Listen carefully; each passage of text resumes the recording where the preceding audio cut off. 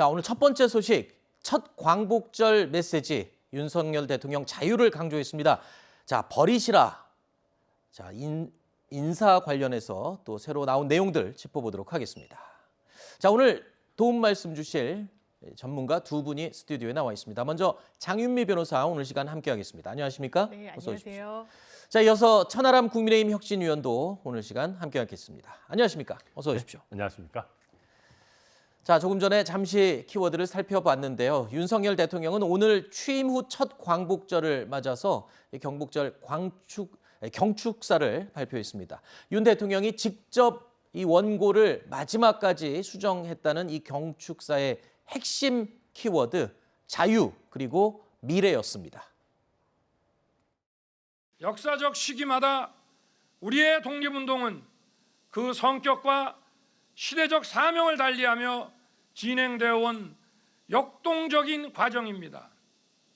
자유를 찾고 자유를 지키고 자유를 확대하고 또 세계 시민과 연대하여 자유에 대한 새로운 위협과 싸우며 세계 평화와 번영을 이루어 나가는 것입니다.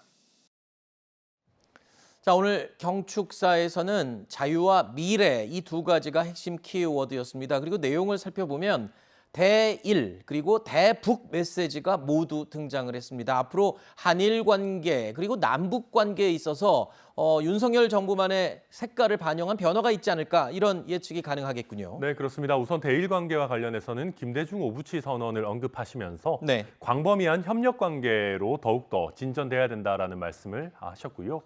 이제 또 대북한 관계와 관련해 가지고는 사실 그 취임을 하실 때부터 담대한 계획을 갖고 있다라는 말씀을 하셨습니다. 네. 그와 관련해서 북한이 실질적 비핵화로 나오는 경우에는 식량이라든지 각종 인프라라든지 또 경제 발전에 도움이 되는 금융 지원까지 네. 총체적인 지원을 하겠다라고 밝힌 그런 내용이었습니다. 네. 자, 그리고 오늘 경축사 내용 가운데는 민생 안정 대책도 포함이 됐고요. 또 기상 이변에 대한 언급도 포함이 됐습니다.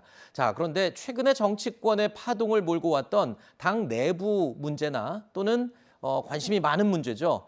대통령실 인사 변동 이와 관련해서는 일체 언급이 되지 않았습니다. 물론 네. 이 광복절 경축사기 때문에 당내 문제가 포함되는 건 어울리지 않는 게 맞습니다만 네. 그래도 관심이 워낙 집중됐기 때문에 혹시나 해서 귀를 기울여 봤습니다. 네, 사실 8.15 경축사가 제2의 취임사에 준해야 된다라는 어떤 그런 의견들이 많이 나왔었습니다. 대통령 네. 지지율이 현재 좋지 않고 당 내홍이 극단으로 치닫고 있으니까 혹시 여기에 대한 대통령의 공식적인 언급이 있지는 않을까라고 했지만 거기에 대한 언급이 8.15 경축사라는 그 특성상 좀 부적절하기도 해서 여기에 대한 언급은 없었지만 사실 오늘 경축사에 대해서도 아쉽다는 지적이 일각에선 나오는 것 같습니다. 자유가 33번 나왔다라고 합니다. 그러면서 이 한일 관계 재정립과 관련해서도 강제징용이나 이런 부분과 관련해서는 언급이 전혀 없었다는 점 일부 언론에선 지적을 하고 있고요. 또 대북 관계를 재설정해야 된다라는 부분도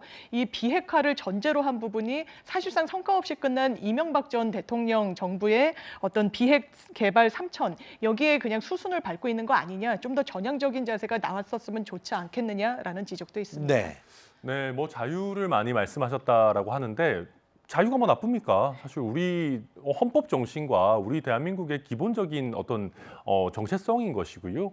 그리고 일본에 대한 관계에 있어서도 사실 여러 가지 관점에 대한 얘기를 할 수 있겠습니다만은 저는 김대중 오부치 선언을 계승하면서 우리가 협력자의 관계로 가야 된다. 그리고 사실 그 협력으로 나아가는 거에 있어서 과거사에 대한 진지한 성찰과 반성도 당연히 전제되어 있는 건 아니겠습니까? 네. 말씀드리고요.